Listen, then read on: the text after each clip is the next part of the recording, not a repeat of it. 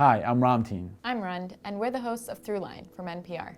Recent tensions between the US and Iran has many people wondering if the two countries could ultimately head toward a military confrontation. But this isn't the first time the US and Iran have had this kind of standoff. In fact, prolonged conflict between the two countries in 1987 resulted in a tragic attack that killed nearly 300 civilians. It all starts in the mid-1980s, during a years-long war between Iran and its neighbor, Iraq.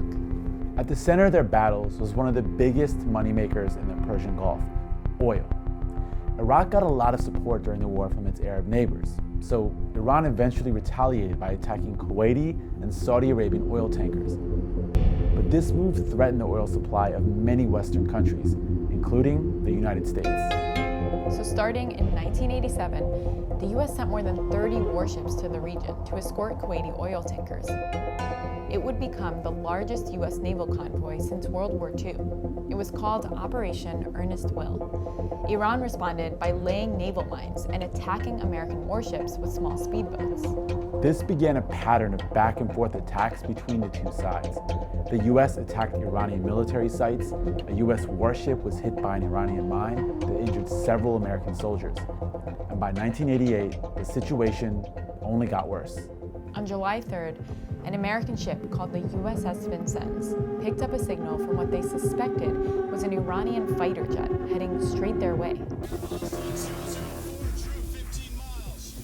They claimed the plane was approaching fast, and the Vincennes tried to communicate with it on a military frequency.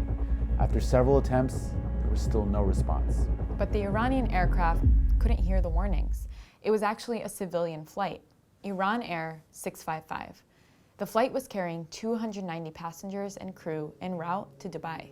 After several minutes of silence, the commander of the Vincennes ordered 2 missiles to be fired at the plane.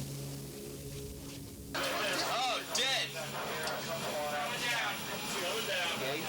We had him, got it! That was a dead on! Iran Air 655 exploded in the air and crashed into the waters of the Persian Gulf. There were no survivors. The US concluded it made a tragic mistake. But Iran still maintains to this day that it was not an accident. The US never formally apologized, but eventually paid a settlement to the families of the victims.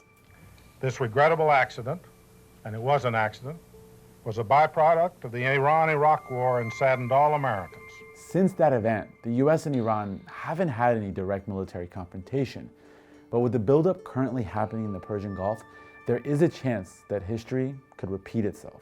If you want to hear more about the 40 years of tension between Iran and the US, listen to the latest episode of Throughline by going to this link.